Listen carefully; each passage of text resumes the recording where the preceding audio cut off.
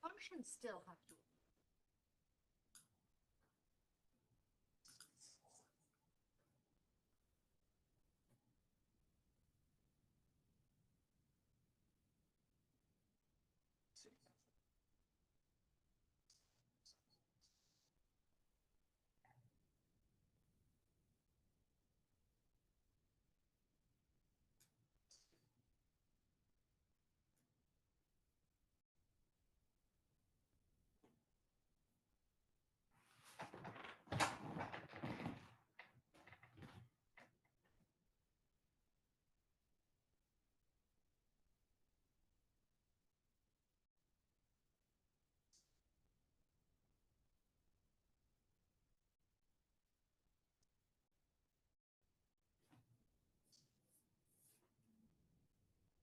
Got to be done. Somebody's got to care about it. It's got to be done right.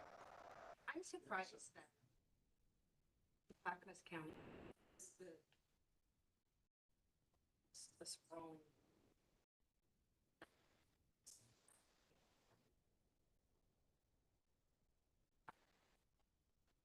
Centralized.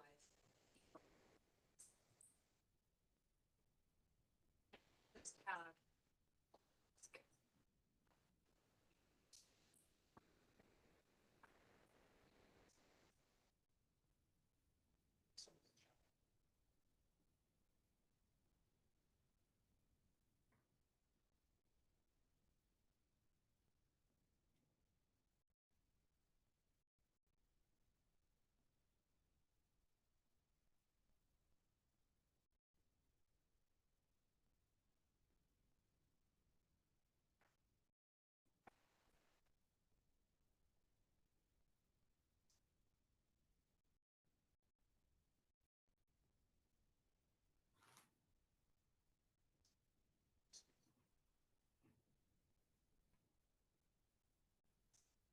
But centralized.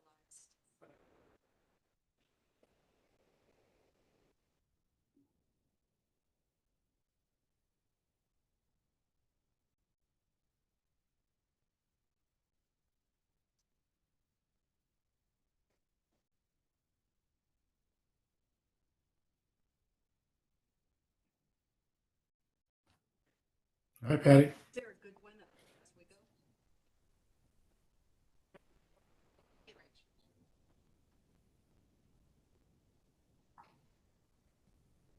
Well,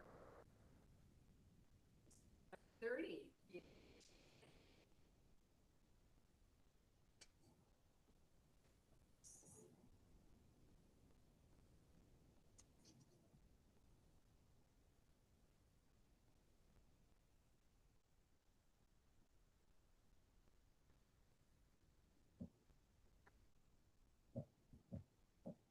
Star Wars.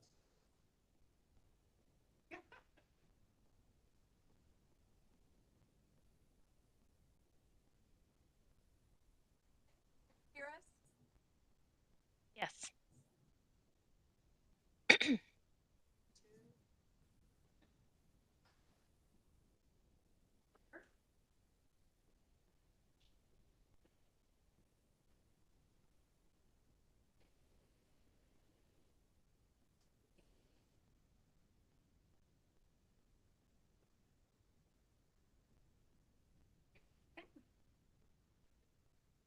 Julie will second. All in favor of approving the agenda?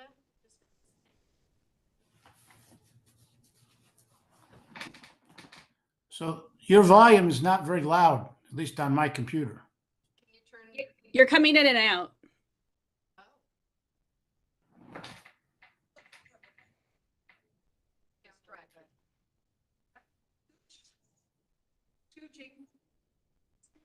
progress.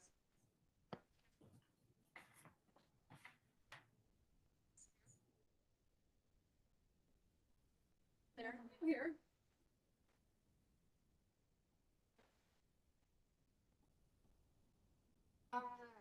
And the summary notes. Did you have a chance to review the summary notes?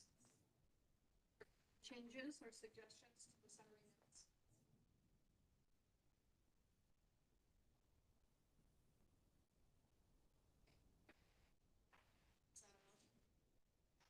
Motion to approve.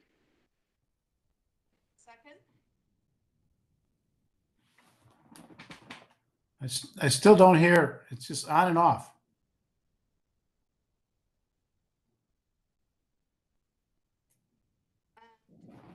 Same problem? Hey, Jane? Yeah? Yeah, it's you're dim when you do speak, and it's kind of in and out. Yeah, it's Right. very faint. Oh, dim. Yeah.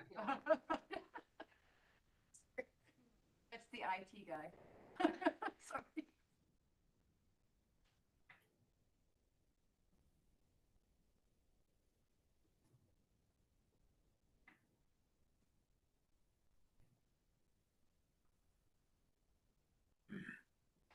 This is not as far as my tech support is going.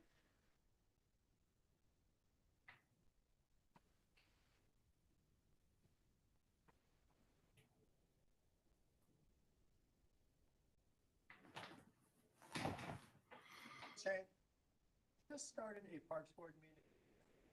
Folks on the. But we're fading.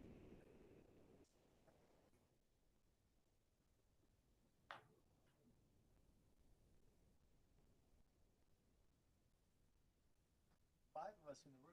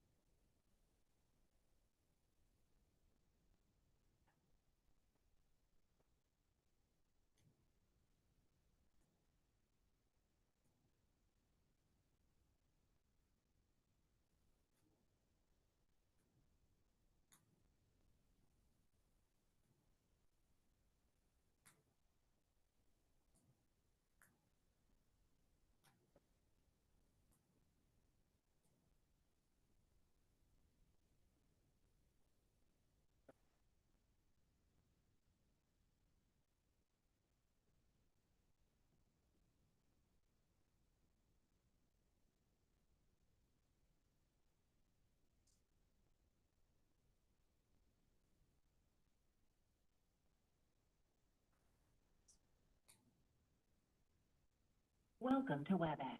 Press 1 to be connected to your meeting. You guys hear us now? Hello. Is that better? Better. Yes. Better. All right. Thanks, Jane. Yay! Okay. Hey. Awesome. That's pretty cool. We could do that remotely. Okay, When we one of lose these that days. guy. I know, right? We'll have nothing to. Okay. So, do we have any community comments tonight? We do not. Okay. I just wanted to, the first agenda item after that is communications. And I just wanted to kind of do a heads up through the meeting if there are specific things that you think we should be communicating to the city council. Please make a note or say something. I'm going to make a note to do that.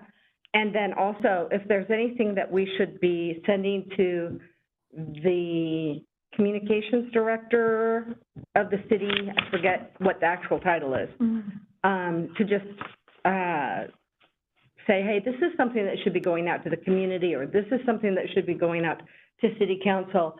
And then at the end, we'll just do a kind of a quick check to make sure that if there's anything that needs to go to either the community or council, that we have that all taken care of. Is that okay?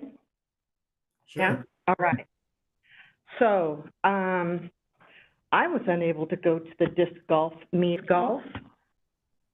I haven't, yeah. So, I know that you and Yeah. Eric and the church met.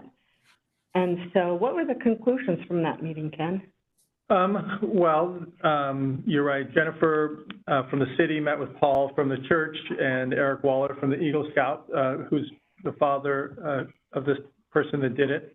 So they walked the course and discussed a lot of items.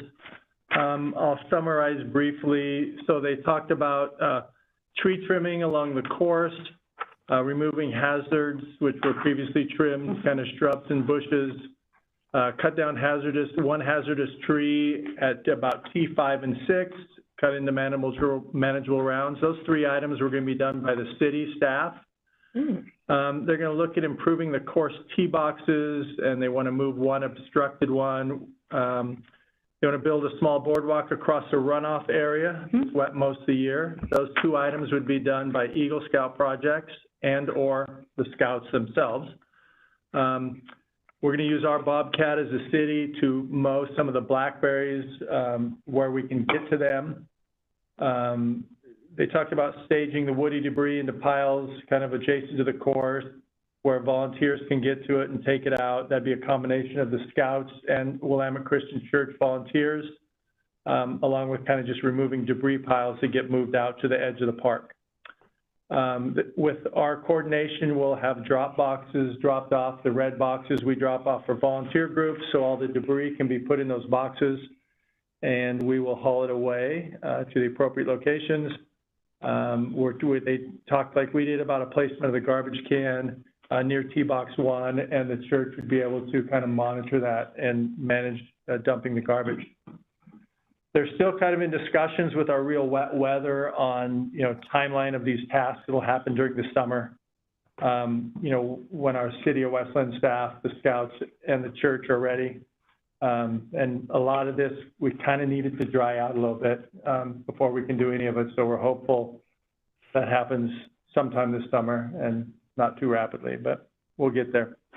So it was a great meeting, and I think everybody's in agreement that we can, take these tasks on slowly but surely and make it a facility that can be better used by the community. Excellent. What an excellent example.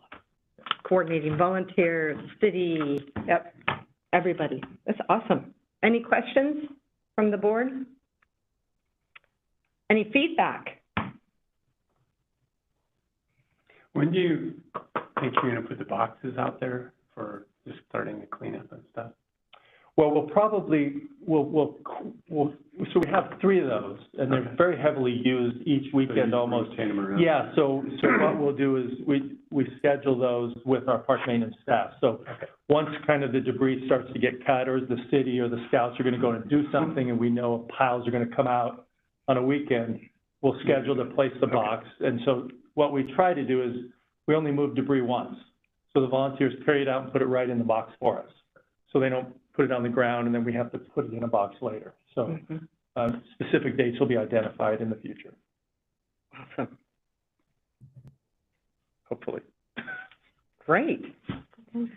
Okay, I just put this on the agenda as a placeholder, and I was hoping that our staff could help us understand what we might need to anticipate with Oplander. That's a great question. So what we know, I think, as of 2 days ago, if you look at unofficial results at the Clackamas County election website, the bond measure at $3.5 million for Oplander was passing 66% yes, 34% no. That's not official yet. I'm not sure when that's going to happen. But it certainly looks like, with the volume that's there, it certainly looks like it's going to pass. What else we know is that the school district has filed with the county a lawsuit that we have basically over a number of items in the purchase and sale agreement. We have violated the purchase and sale agreement as the city and it should be voided.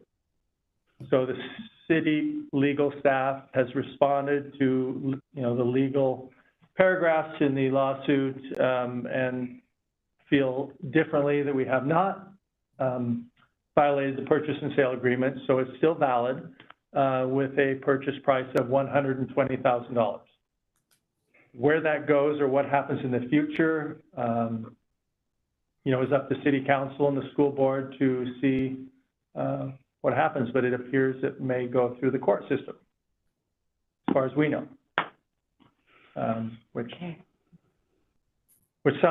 means, you know, the city would, if it does pass, that probably means the city is not going to sell bonds, you know, and start having citizens, you know, pay for something that is in a court system. So this would just delay everything until there's a decision made and appropriate action would be taken by the city at that time. So I guess it's about the best answer I have.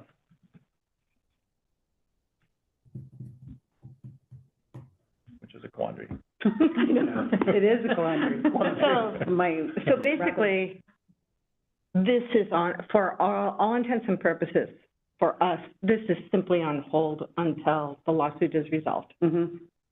Correct. I mean, for us, down the road, if in fact the city purchases the property, we'll move into a master plan for the property. And before that, you know, depending on what time of year it is, there may be little improvements, you know, to facilitate safer use or different use, but the master plan would be the next step for us to move into. Great. Are there any questions or comments from the board? Okay. This is just moving right along. Willamette Park Plan asked the board, did you get a chance to go to Willamette Park and have a look around? Oh, yeah. I frequent it regularly. Yeah, me too. Okay. Yeah. Awesome. I do have one quick question, more out of curiosity than anything. The canoes and life jackets that are down there? Yep. I know like on our parks up north, we work with the county to provide life jackets, right? Is that the same thing down there? Kind of, yes, no? Yeah, we kind of have, there's kind of life jackets that can be used at the main burner boat ramp and then at the kayak rack and canoe rack, kind of on the unimproved. Yeah. Yeah, that's basically the concept. They're there for people to use. Okay. Do they get used? I don't know. I seem to see the same ones hanging there, but they're available. Yeah. No. Yeah. Kind of what I thought when I went by there. So, okay. It's just really ugly and muddy looking right now. It is. It is. I know. Not very I drove welcoming. by it going, well, this works, but it's going to be so much better. Yeah, it's, You know, because it's all rutted out in the mud. Yeah. And everything else, so. yeah. It'll be better. And I wanted to thank you for sending the PowerPoint document. Yeah, kind of a reminder of what this looks like. Yeah, It was very helpful. I know that I printed it off and brought it with me. Ah, there it is. Okay. So how do we want to start this? This is kind of this is like, was supposed to be our big focal point for the year. And so, Well, I can walk you through it again, and I wish I had a lot of things to say about what's happening, but I don't have a lot. But we can talk about each little project, and then you can ask questions or move forward. So the first project we talked about was bond measure. It's the Project 1816, which is Willamette Park improvements. So in the last month, what we've done there is we did have a new metal roof put on the gazebo down at the park, which is great. It looks good. It's pretty. It matches the restroom. The other piece that's happening with that project right now is we have the contract with an engineering firm and a recreation firm, KPFF. And that is really initial work for the non-motorized boat ramp that we've looked at and talked about, which includes, potentially the beach area, potentially in-water seasonal boat dock, low boat dock for non-motorized boats, ADA pathway down. Mhm. It includes parking if you drove by where all that yuck is, the dirt. And then it improves Volt Street, from where you come down 12th and turn right and go to 12th and Avenue. It puts a sidewalk going up that street, which in my mind is very important, because if you go there, there are so many people walking, and it's not a great area to walk through the park. So the first phase of the contract right now takes us through the end of the year. And to kind of summarize in terms of the contract, it really gets us really to a conceptual design, a preferred conceptual design for the areas. We look at the ADA pathway and the parking, because what we want to do with the parking that's going to be there is we want to maximize parking as much as we can, because that park is fully overloaded in the summer. But it's also looking at topographical and bathymetric surveys in the river as we move forward. You know, it's looking at code and regulatory compliance as we move forward. We know we're going to have to do no-rise studies for the river. We're going to have to do some cultural studies that are going to be required. So this is all precursor to land use. We get into conceptual design and alternative analysis, and there's a couple of points that we will, you know, get submittals that I can check in with you. We're actually supposed to get, you know, a little quality review tomorrow. You know, then we kind of jump out to July, and we'll kind of, you know, start to get the two design alternatives that we've kind of worked with them on. You know, then we jump to October, where we kind of start to get, you know, the submittal where we've, you know, start to develop the alternative of choice and the concepts. And then, you know, we finalize the preferred design around November 18th. So, like I say, this is just kind of the first part of that. The other thing we did accomplish this month to help with not only this project, but during the summer, if you were there 3 weeks ago, we had a small lumber company that had piled thousands of logs on the beach area. It was, I mean, with all the storm, there were so many logs there, so we actually had a company come in and tow all of the wood that kind of gathered in that eddy year, and had them tow it out to the river and let it float down, you know, down the river. So we're kind of ready for, you know, them to do their surveys and have people kind of enjoy the area that's there during the summer. We did also, just doesn't tie into this project, but we did have, last year we talked about the company that is down there. We signed a contract with that has canoes, kayaks, stand-up paddle boards. They moved in this week. They're ready to start their summer with rental, and that's a contract we have with them to provide those services. As you remember, it was popular last year. They're excellent. We hope the sun comes out and it'll be popular again this year. So that's really kind of what's happening in Willamette Park as far as that bond project. Other things we're exploring, still initially, did we talk about a tugboat coming to the park? No. Yes, we did. No. I don't remember. I don't remember. Maybe I mentioned it to Vicki. Maybe Vicki.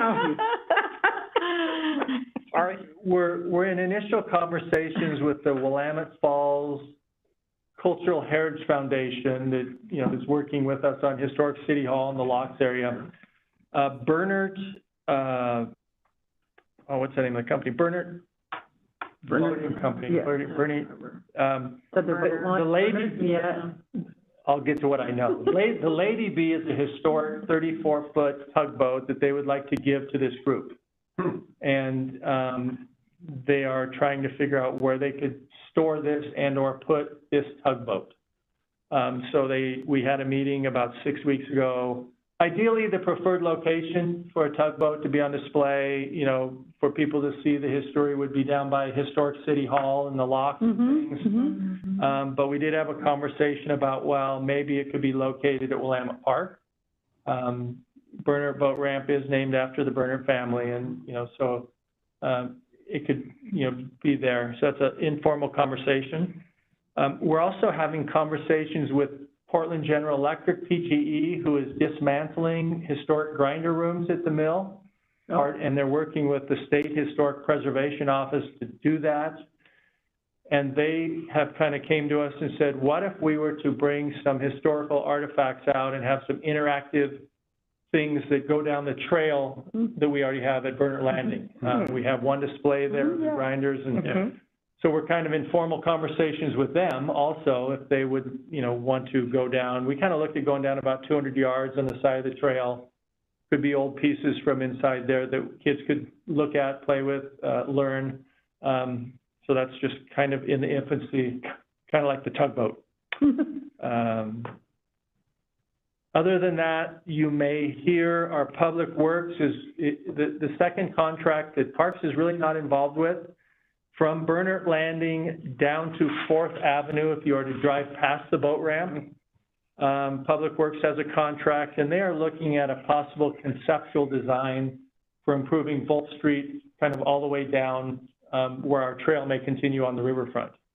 And I only mention that because we kind of got wrapped in it 6 months ago, and some of the neighbors down there are very concerned about improvements to the street, removal of trees, traffic, you know, kind of those things that come along with a street improvement. So just if you happen to hear it, it's really not our project, but, you know, I could talk to someone or point them in the right direction if someone mentions it.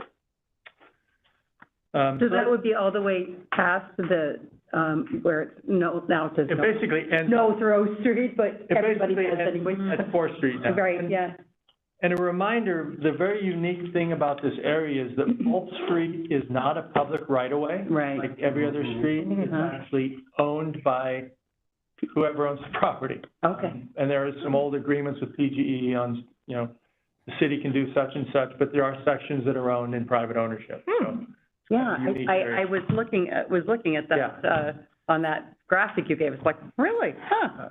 So there's still questions there, even with a street improvement, let Yeah. alone our trail, so. Right. Interesting. So I don't know, any questions or comments on that project? Well,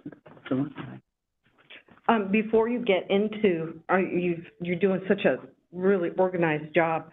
I just wanted to make sure the board had an opportunity to share any questions or opinions on dismantling the grinders and at the mill and using them on the trails, or the 34-foot tugboat Lady B. Thoughts, opinions, questions from the board? Do we like these ideas? Is this a wonderful thing? Do we say, oh my gosh, this is awesome, or it's like, what are they thinking? I guess Just initially. I love wrapping in the historic piece with the, you know, it's kind of that recreation, interpretive, historical interchange, right? Which is all great. I think with the tugboat, I'm still kind of going through in my mind, but I wouldn't want it to, its final location or resting spot to inhibit the park's intent of, you know, like the boat ramp and the potential swim area and all that sort of stuff, right? It would be like, it complements what we're doing, but it's not going to replace or give priority over. Right. Does that make sense?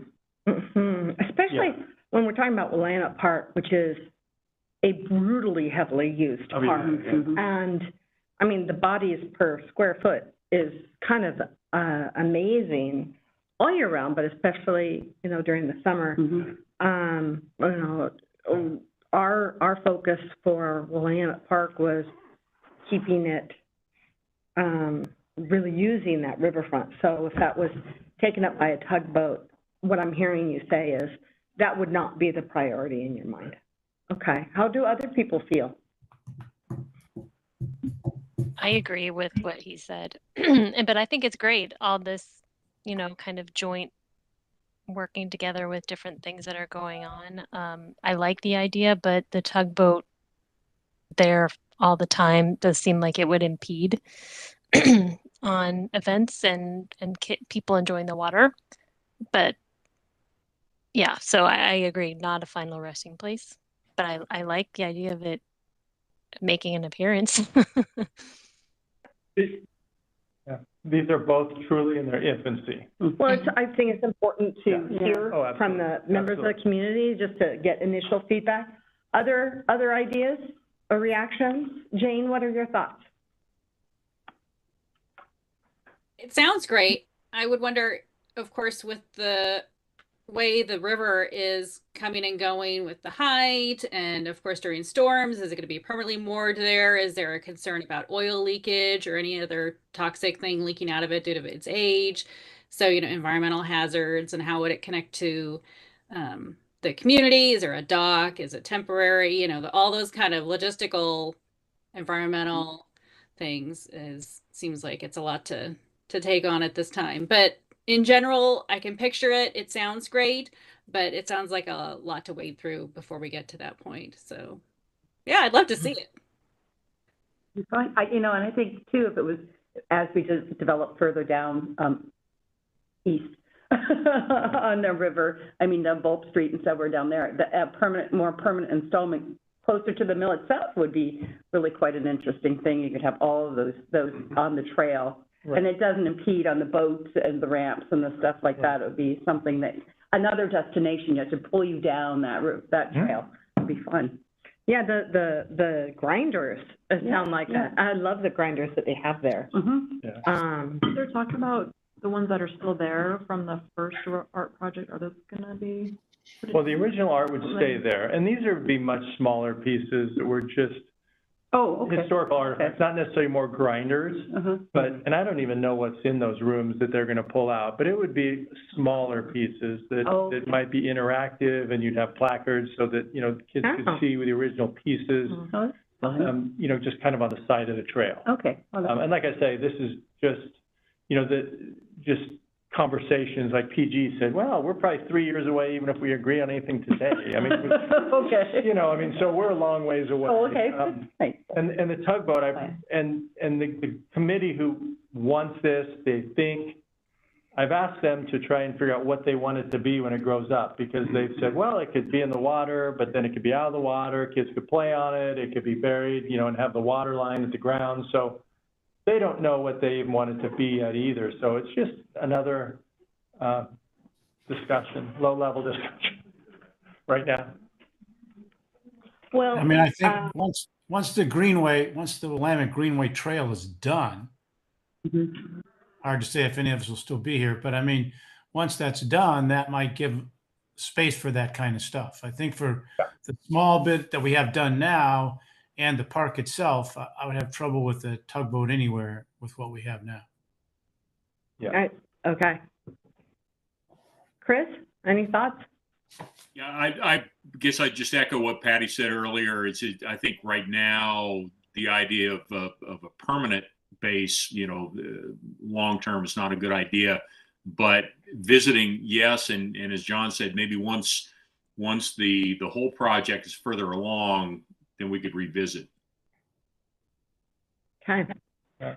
So it sounds like the Parks Board has some reservations about tugboat at Willamette Park. Is kind of a blanket comment. Everything from environmental impact to impacting the actual waterfront and taking up space. And is this something that we want to commit some energy or resources to? Sounds like maybe not as much. And the grinders, it sounds like we have a little bit of, or whatever. They're smaller, the pieces, the art installations. They wouldn't impact the trail at all. Even though I don't know what they are, they're just kind of looking into how they can meet the State Historic Preservation Office, SHPO's requirements, and thought of us, as interpreting, because everything there is around the river and, the log jams and everything that happens, so. Okay. It'll be fun. Awesome. All right. And so I didn't mean to just interrupt the flow, but before we went on with more details, I wanted to just check in with the board and get reaction. Thanks. Okay. So the next project we talked about has kind of the two segments, right? It's BD 1818. First part we talked about frequently is the Willamette River Greenway Trail. that we have phase one right now. As if you recall, we explored kind of an alternative route, which would extend Fifth Avenue.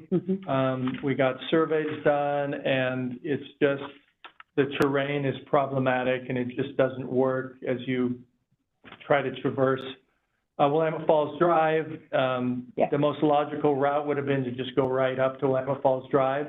And then we're into the Willamette Falls Drive master plan that they've just council approved, 2 months ago, to get people safely, you know, at a $28 million project or whatever that is. So we kind of stepped away from there. We've met with PGE representative again, communicating with them. We're still communicating, and met again with Willamette Paper Company to re-engage and talk about the riverfront trail, which was always our goal. We just thought we might kind of have an alternate route that would be faster to help get people somewhere safely. Willamette Paper Company, as the leasee on PG property, is willing to continue conversations and look at moving the trail forward through that second phase. So we're very excited that they wanted to have those conversations. I think that meeting was about 3 weeks ago. We also know that the owner of the west property, the property that is now in private ownership, is now starting to communicate a little bit with the city. So I spoke with our planning manager today. He's going to reach out and talk to that individual, actually, hopefully tomorrow, so we can start to engage if he has plans, you know, that group that purchased the property, and how we might have a conversation about a trail easements, riverfront parks, you know, things that we have in our master plan that kind of ties, you know, all of these last two projects together. So we're excited to keep moving that forward. I wish it was faster. Just like you guys. And that kind of ties into the same project, which is the riverfront park, that, you know, until we kind of can figure out what the private ownership is doing that owns the majority of that property, you know, we can't really move forward with propositions or plans, or, you know, if he's building high-rise condos, can we improve the beachfront, or I don't, you know, whatever those plans might be. So that's, as much as it's a priority in our master plan, we're just not able to have serious conversations on what a riverfront park might look like to date. Hopefully that will come as our planning manager starts to talk with that individual about his plans. So, like I said, I wish I had more great news that we've made huge progress, but it's slow. Questions or what particular parcel is that for the riverfront? Is that on 6th Street, that one there, or is it further? Parcel for what? For the private one that you're. Well, everything in pink is all private ownership. Right. Basically pink or purple, and then yellow is PGE. PGE. Okay. So, you know, where PGE owns, we have great relationships with them. The little green section there is what's the lease with Willamette Paper Company. So they, you know, obviously have a say on what happens if we were to try and go through their leased property. So as a non-owner of anything, that's what makes it complex. Right. Okay. Is there any part of Willamette River that's accessible close to any of our parks that is city-owned that could be built into the swim area that has been discussed with, you know, boardwalks and concession and maybe lifeguard, and, you know, that it's roped off, boats aren't going to go in, that it's a swim area. Is there any city-owned property that could be considered? Just as starting to think contingency, because this has gone on for a while, and Well, even with the best of efforts on your part and the city's part, best of efforts. if you look at property we own a little river frontage, at the McLean House, right? And below, you know, on the McLean House side, and we own a little property, just riverfront property up to Territorial Drive, and it's just a bank, kind of. Okay.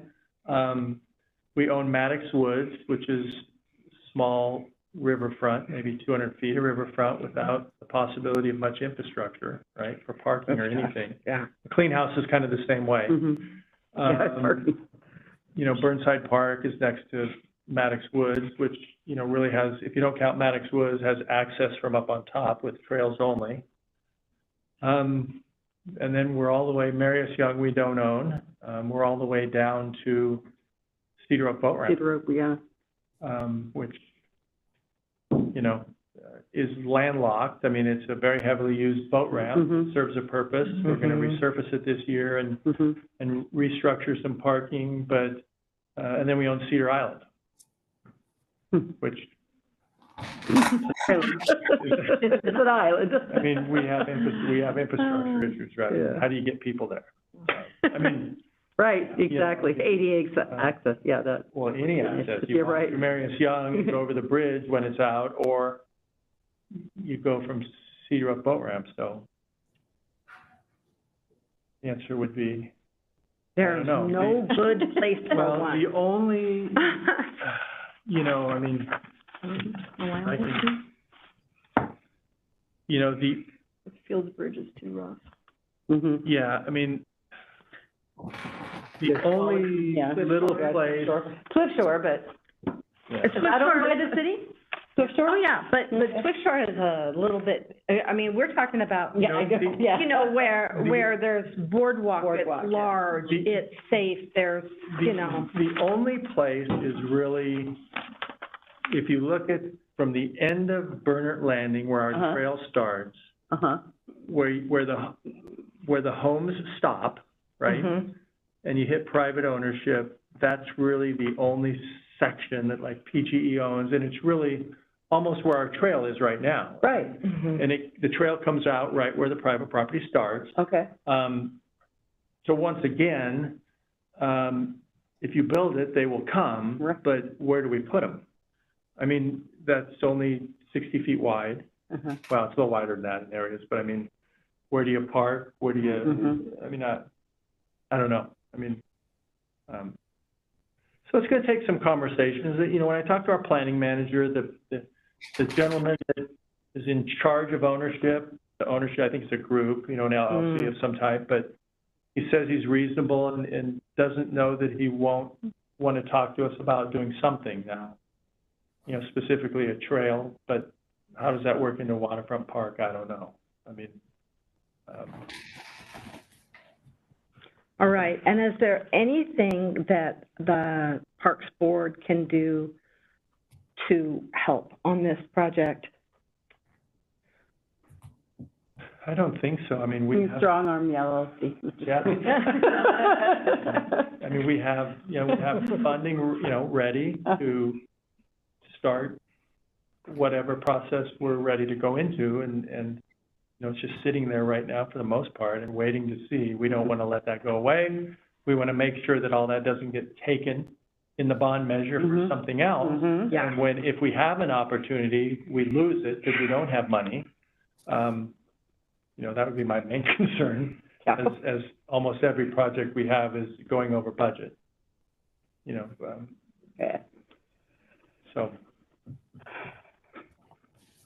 All right. So that sounds like something in our communication to City Council that we recognize that this has been a project with quite a few constraints, but please don't use our money. That money in reserve. I mean, it's not like it's going to be replaced.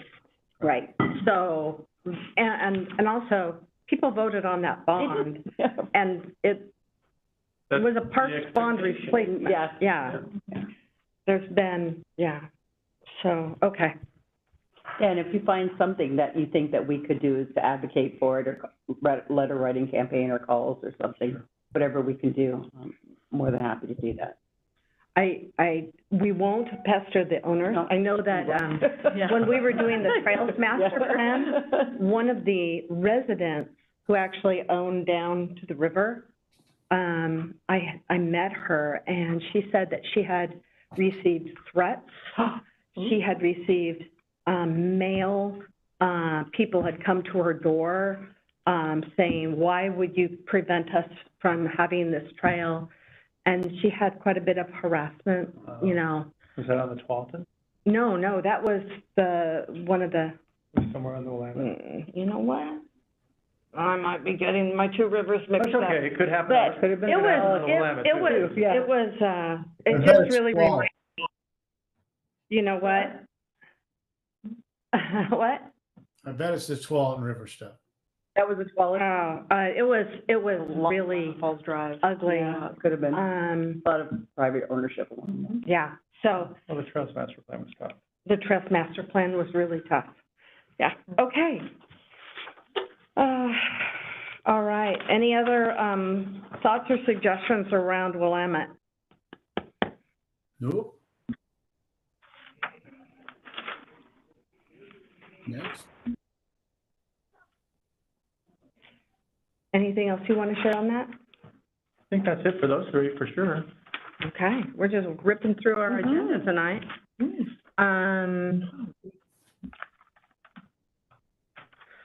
The only thing that I will share is I heavily use the kayak launch there, and it's getting more and more difficult for me to carry my kayak. Yes. That ADA access would be frustrating for the rest of us. There's some clever mechanism that gets the kayak down to the river. I've been actually looking at lighter weight kayaks because all of our kayaks are over 50 pounds. So. They do have the little wheels. They do really ones, yeah. Conveyor. That can't carry a pulley. Or if we just put a slide, just lay it on the slide and let it go. And tied to a rope, like, you know. And then pull it back up, the pulley. But, I mean, I'm actually bringing it up somewhat seriously that, you know, Willamette Park is our easy access park. Marry us young? No. Even Cedar Oak, if you don't have a boat, you know, you have to. Carry it away. Yeah. Willamette Park is our kind of safe, easy park. And if there's anything, because we have the non-motorized boat launch, if we can actually look at some options for, not just for me, but for anybody who needs to get a kayak down or paddleboard down to the river. Kind of embarrassed to say this. I went to, it was nice this week, I went to pull out a kayak. It's like, I just can't be toting these around by myself anymore. So anyway, just a thought. Just a thought. It's a good one. Take a look. Yeah. I know what we can do. It's a rough area. I mean, I know. It is a rough area. It's a weird area. It is. Although with the slide, I know that my kids would just jump on the front and go, no, it's for the kayak. Yeah. Anyway, okay. Wow. Rec and Adult Community Center update. Okay, that is me. Anything, there's so much planned. It's like, we're just gonna look at the calendar here. Yeah, we're in planning mode now. We didn't have any events since our last meeting that we hosted. So we're still taking a lot of registrations for camps, which are filling up. We do need more applicants for our programs. So we're still working on that for our in-house, like Fun in the Sun, minis and shorties. So you need camp counselors? Yes, we do. Okay. Still open. I'll be at graduation tomorrow. Start I know. job. Here's a summer job. You need to come. So we're hoping to get a few more. And our camps start the week of June 27th. So it's coming up. Yeah. Couple weeks. Yeah, couple weeks. So we're planning for, Old Time Fair, music, movies right now still, getting all that squared away. Old Time Fair, we've got about 37 vendors now. Oh, yay. So that's getting full. we have upcoming events. This month, we're gonna have Pollinator Week. So we're gonna do some on-site plant giveaways. We have our ambassadors doing a craft. So they'll give those out to the community, and that goes towards our, Bee City USA certification each year. Try to do some pollinator programs for that. And then we've got Safety Town. Our ACC is busy as ever. When is your Safety Town? Same week, June 27th. So we have pretty much all our camps, because we delayed everything because schools, their dates kept changing on us. Yeah. So we had to bump it Right? out. We just got rid of that first, week of June 20th. So we kind of moved it on to Is it totally full? Oh, yeah. Mm-hmm. Yeah, it has been. Yeah. That is such an awesome program. Yeah. Very. My boys went through it. Yeah. So it's fun. It's a great camp. So yeah, Adult Center has been really busy with classes. A lot more people are coming out for exercise classes. Great. For workshops, or, our coordinators are trying to get more people in for seminars. Bus trips have been completely full. Like we said, we could have a bus trip every week. Yeah, if we had more drivers and just, stuff like that. So that's popular. And then they're doing some more socials. So like early kind of happy hour socials, working on a 4th of July barbecue, picnic, trying to get back to normalcy a little bit. We did launch our online picnic reservations just in the last week. How was it go live? Oh, it was great, yeah. We had a staff member, she put all of our current registration or reservations in the RecDesk system, just so we have it all in there, and then we did some trials with people just doing it over the phone into the system. It worked great. It was on our website. People were logging in. They got to the point where, I need a password. I'm like, because it's locked. But hey, people are used to it. They were comfortable. We just went totally live. So seems to be working really well right now. So it's exciting. You don't understand what a big step this is. We went from 12 Outlook calendars, one for each shelter. Yeah. And the opportunity for a lot of human error. It's huge. Yes. This is huge. The double checking. Yeah. Yeah. This is a big deal. It's great. This is pretty exciting. I know. But we felt pretty comfortable because we have had them open for, they can reserve 6 months in advance. So we already had pretty much all of August, people were already calling in. So we had pretty much a whole summer. So they're kind of just filling in those empty gaps right now. So that's exciting. So it's called RecDesk, and is there a separate program, or is RecDesk is the program for? Yep, for our camp registrations and our picnic reservations. That's fantastic. One-stop shopping. Yep. That's excellent. We'll work on Adult Center and Sunset Fire Hall sometime. Yeah, that'll be a bigger challenge, but that's, that's kind of about it right now. Juneteenth celebration coming. Juneteenth is all set. Got all the musicians, the vendors, there's food vendors, there's going to be a booze truck there that serves and sells alcoholic beverages out of the side. Speakers, it's going to be a really active, fun day, I think, on June 19th, 1 to 5. Hopefully our weather cooperates. Fingers crossed, always. I don't even know anymore. It's crazy right now. It's like, is this June? It's OSU is doing graduation. I have 3 people graduating, and it's this Saturday, and it's supposed to be an atmospheric river of rain on Saturday. Yeah, for tomorrow Saturday, It's not looking good. So much fun. Well, we did, Westland's doing theirs at Providence Park again this year, because it's a lot bigger. We always did it at the Child Center. Yeah. But this year, again, we're going back to Providence Park, but it's gonna start at 7 o'clock tomorrow night, and will be 98% chance of rain tomorrow, don't worry. Okay, good. 2% is going to come through. 2%, okay, yes. And I'm there. It's every Wednesday, 4 to 8, and it is a great community thing. They do a good job. All right. And our Music in the Park starts next month. Yay! Look forward to that for sure. Okay. Any questions or comments from the board on recreation? Okay, then, department project update. Yeah, Do so. you want to talk outside of Willamette Park? Outside of Willamette Park. So just a little bit about what's happening. What's happening as we speak, we have a water main break at Fields Bridge Park, right at the entrance. Oh, no.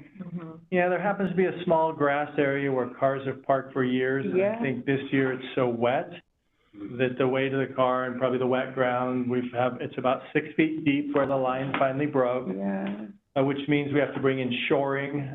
So unfortunately, we have porta potties coming tomorrow. Baseball has a tournament this weekend with no water. Oh my gosh. I mean, it's just, It is what it is. it's just one of those things that happens. Sunset Park, we have a zip line up there. The mechanism has broke. Oh. We're working with the manufacturer to come up with a solution to that. Marylhurst Heights Park and Hamley Park, we've spent about $9,000 in the past month reversing doors on our restrooms. We've had a vandalism. So when you have doors that open inside, you have magnetic locks on your doors. For fun and giggles, they kick and push the bottom of the doors so hard to try and get them open that they actually bend the metal doors. So the doors don't shut anymore. So on our, basically, brick concrete buildings, you have to have the whole door frame taken out, turned, at about a cost of $3,000 a door, which is no fun, but just so you kind of know a little bit of what's happening. Tennant Creek Park, we're replacing one of the unsafe basketball hoops. The footing was just after 20 years too small, so we're replacing that. At the fitness court, we installed a bottle fill and drinking fountain on the side of the restroom that's next to the fitness court. Stump grinding continues at our parks. Marius Young off-leash area, we completed our reseeding and took the fence down and got the grass mowed. It looks great. They're a little happier. It looks, It's really beautiful. good. It does. Yeah, I went there this week. We did Willamette Park. We're heavily working with Public Works on designs for our parking at Marius Young Park. We're gonna have paved, where we'll probably put in some little rain gardens and deciding where the chips go and the gravel bins for the gardener or for our volunteers.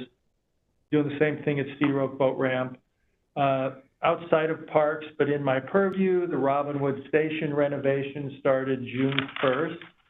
It's taken a lot of time already, just because it's $1 million project, you know, with construction starting. So far, we have found asbestos, we found a septic tank. In the first 2 days that we didn't, you know, just change orders happen. It's just been complex. Marylhurst Heights Park, we're confirming bids with a concrete company. We have one swing set in the back that doesn't have a playground border that holds chips in, so we're trying to get that done this month. We removed debris, new metal roof. We selected the bid for the boardwalk at Marius Young. The big stairs that have gone up, we're trying to get them to agree on a contract, which is a little complex because it has a lot of FEMA clauses, because we'll get reimbursed with FEMA, so we have to have some different clauses in there that everybody has to wonder why, because half the time we don't even know what they are, to be honest, but they're there. We're partnering and trying to resolve issues around our Friends of the McLean Park and House. Their executive board, they have 3 executive board members filling 4 positions, and none of them are going to run again. They held their annual meeting in May 16th. We were there.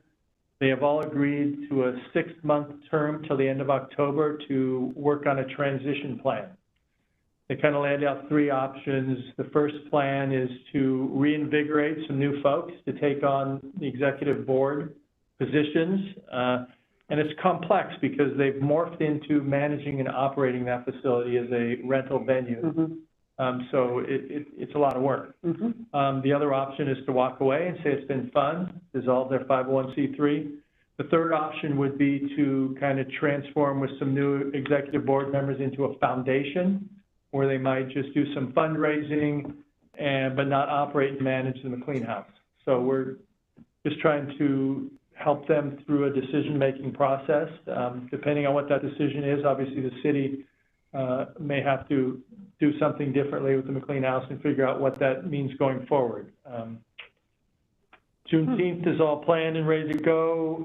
We've scheduled Northwest Youth Corps work crew, 9 youth members and 2 leaders will be at the White Oak Savannah the week of June 20th to mow the fire line up top and on each side of the pathways and trails.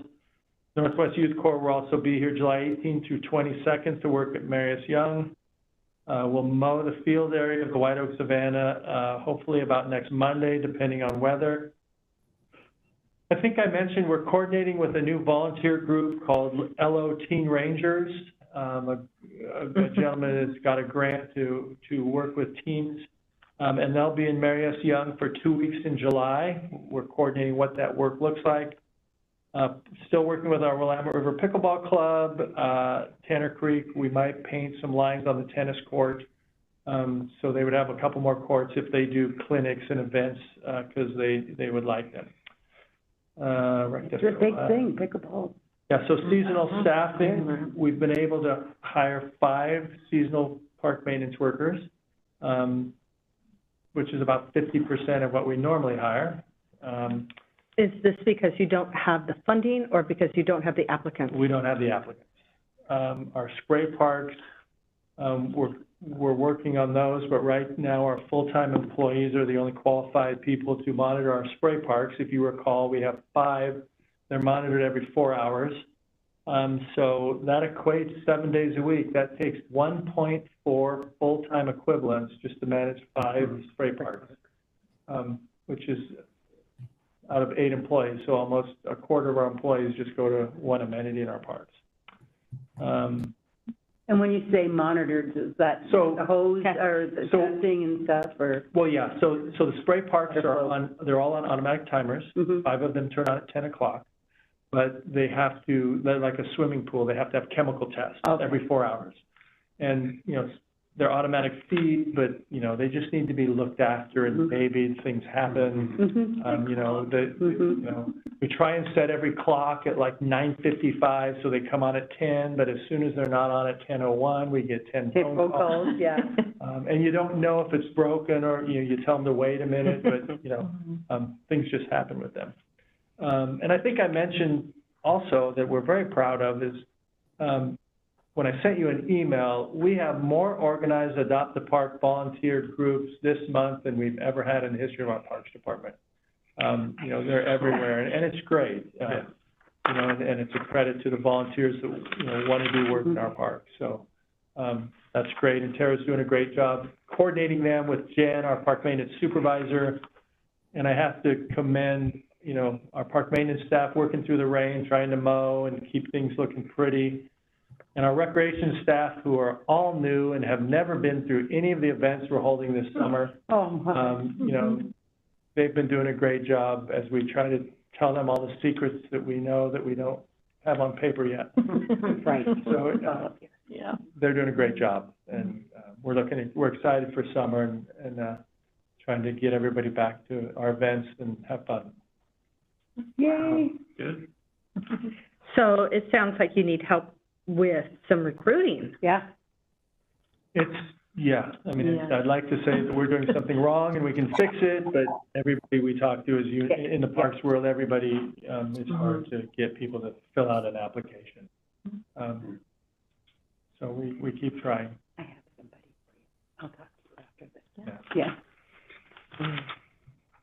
Who lives on Bolt Street. Okay. Fun in the sun is in Willamette. Okay. It doesn't appear that Jules is here tonight, so we can skip number 9 unless staff is aware of any items of interest or feedback from City Council. No, we've stayed out of their way recently. Surveys ends today, right? Is it survey? Community survey? That's right. So, yes, June 9th, today is the deadline for the capital improvement survey. That went out. So there were two pieces to that. The one online that was sent out, trying to get out to everybody in the community. I think the last thing I heard, there were 1,300 respondents I might have read or seen. That's bad. And then the other half of it was the scientific side of it, you know, where they survey statistically valid 400 people in our community. And so there'll be those two pieces that'll be put together. I don't know if you guys heard, doesn't really pertain to you much, but Jerry Gabrielatos, our city manager, is leaving us the end of August. His contract is up, just kind of for general information. Our IT director is leaving. If you know anybody in the IT world that wants to apply, that'll be out there pretty quick. He's leaving June 24th. So we have positions if you know people.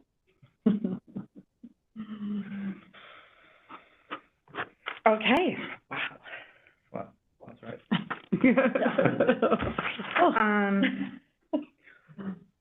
This may be one of the shortest meetings. I love this. So as far as communication to City Council, we want to just summarize and check communications. Please retain the funding for the bond project. Willamette Park bond project.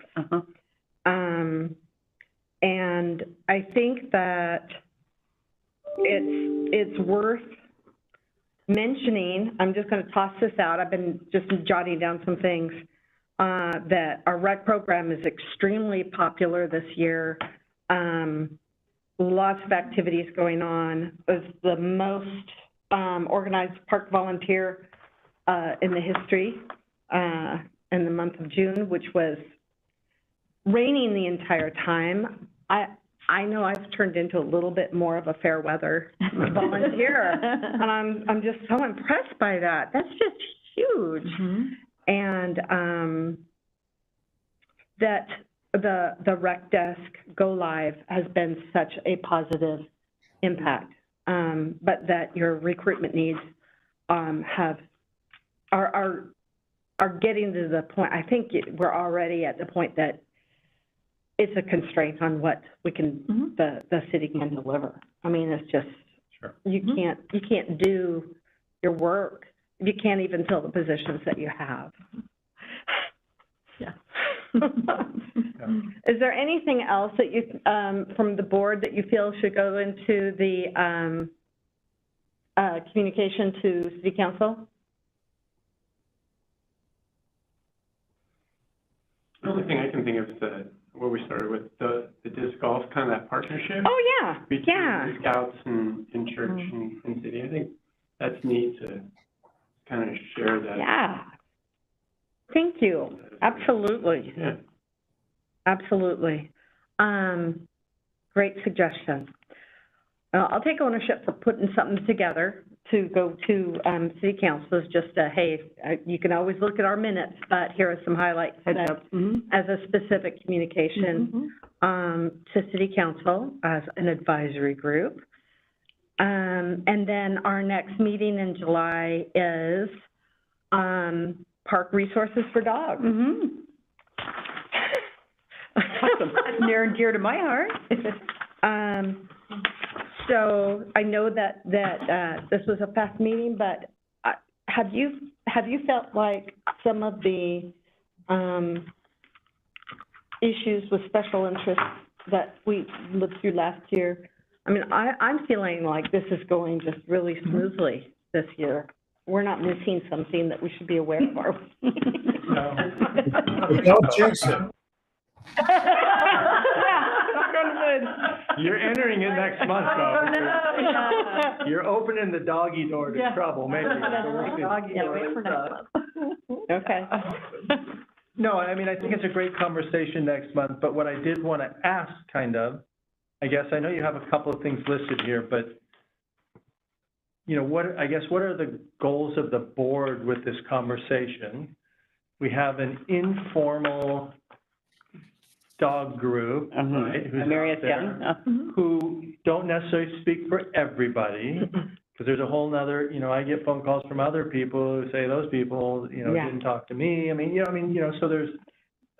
I met some of them at the parks. I'm sure. I mean, so dog parks, off-leash areas are a huge can be a huge emotional issue, and I think, do we talk about Mary S. Young as an off-leash area, and what does it want to be, or is it good, and I'll send you information as reminders for some of you, but they came and talked to us, and they did a little survey, and I'll send that to you from that group. I think it was 37 people, which certainly is not near the amount of people that go there, but, or do we talk about, you know, the other big issue that someone came and talked to us in 21 also, we need a real dog park somewhere. A real dog park? A real dog park. As opposed to the one we already have? He suggested, you know, Maryhurst Heights Park, which is complicated with infrastructure and everything else. So I don't know where you want the Is that where the conversation. labyrinth is? That's a tough one. Well, and then you get into off-leash areas versus dog parks. Right. So we have an off-leash area. You know, when you say dog park, that's normally traditionally might be fenced. You have big dogs, small dogs, timid dogs. I mean, you know, so those are all terms that can be emotional. Just when you say fence, it can be emotional. So do we want to invite our informal group to, or do you guys just want to, I mean, you know, how do you want us to handle this? That's a good question. Going forward, you know, for the meeting? I mean, what would you like us to do? Put a sign? Do we want input? Do we want 35 people on? I don't know. I mean, Written input would be lovely. that's okay. I mean, Yeah. that's what I kind of wanted to do, see where you want to go, and otherwise someone may organize and get 30 people here to all say the same thing. I don't know. I mean, you know, we've had that. So, We have had that. Well, if you think about Maryhurst Park, which is when we initially put that together, there was going to be that area where we were going to have a whole bunch of parking. You know, that gravel area down there. I forget the name of that street. Valley View. Valley View, yeah, Valley View, the street that we fixed. So if you were going to put a dog park there, I mean, I think there's room to put a dog park, you know, fenced dog park there, because there's a lot of grassy areas that don't get tremendously used, even in the summer. The key would be that at Maryhurst Park is we'd have to create that parking area off of Valley View, and then up to a dog park. I mean, that's doable. Okay, might be expensive, but that's doable. Remember, that's all graveled, which is growing in with a little grass now. But you can drive on that even as wet as it is now if you wanted to do that. Because the way parking is right now at Maryhurst Park, if you put a dog park there, there's no place to park, so we'd have to create the parking for it. So that might be expensive, but that would not be a terrible place to have an actual dog park that's fenced in, like there are throughout the other communities. An Oppenlander, I mean, Yeah. I take my dog to Oppenlander, and that's, at that point, you know, that's kind of got some space but we don't have that yet. But that's also a part that could be considered as an additional near the front, or if you're going to do a fence one. My thought would be, if you want to talk about dog parks, might be, do we need a dog park? Would be the first conversation. What would it look like? What would it be? And I would try to avoid location as long as possible. Oh, yeah.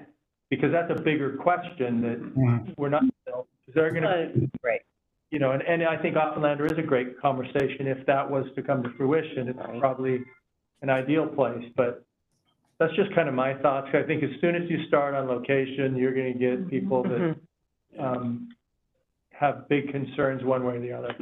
Well, I think we started with, let's evaluate what we have. Okay. So go down to the off-leash. Yep.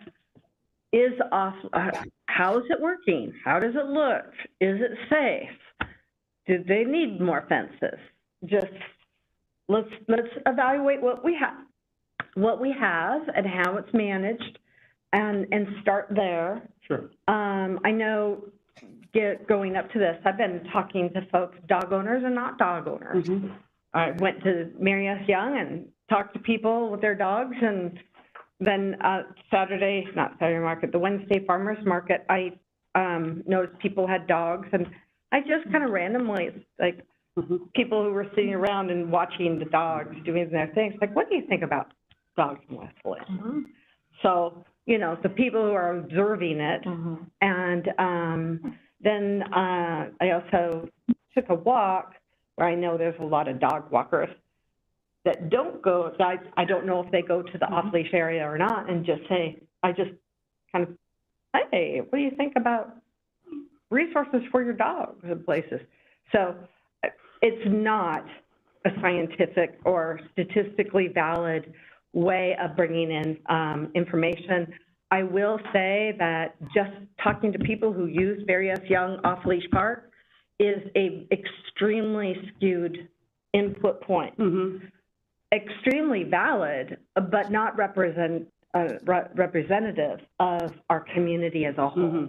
I mean, I've been really trying to go out of my way to talk to people who have dogs that are on leash or elsewhere.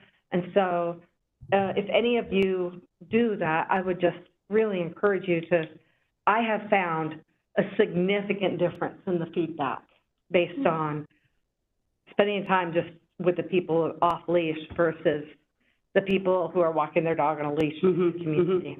It's true. Just, I mean, I had one woman say, I will never go to an off-leash park because it's dangerous for my dog, and I'm gonna, I mean, she had this whole thing. Well, that's a big choice, yeah. And that's fine. So just a little, based on my experience, it was really very different. So let's start with what we have, and you know, is it good? Any improvements? Any feedback that we hear from the community? And talk to your friends, talk to your neighbors. You know, just ask your neighbors. And then ask the question, do we need a dog park or something more? Let's go. Awesome. Then I think that, is there anything else from anybody on the Parks Board or staff? So Nope. let's ask this. So do we want to reach out to this informal group? I mean, Tara's been communicating with them and kind of just let them know, we have your survey results that the board's going to look at again as we evaluate what we have. Do you have any new information you'd like to share? And kind of just, does that sound appropriate, kind of just to see? Sure. Because there is, I mean, because they're talking every day, and like Tara's talked to them, what they're kind of want, kind of don't want. Yeah, you know what? So that we kind of have it, just, if that's what you want us to do, Tara can do that, because she does speak with them. You could also phrase it if they want to provide a representative of the group, although we understand that they don't communicate for everybody, as opposed to asking if the group wants to come.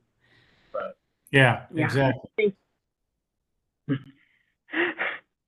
Great idea. I don't want to just make it a forum for hearing this one group. I'd be happy if you just sent us the survey summary, and we'll read that. I would feel real comfortable with that, and you know, everything is open. So I don't think we have to go. It's not just about this one group. Oh, no, it's about, you know, and we're just taking input at this point. We don't have any, I just want to get a general sense. Communicate with them. Yeah.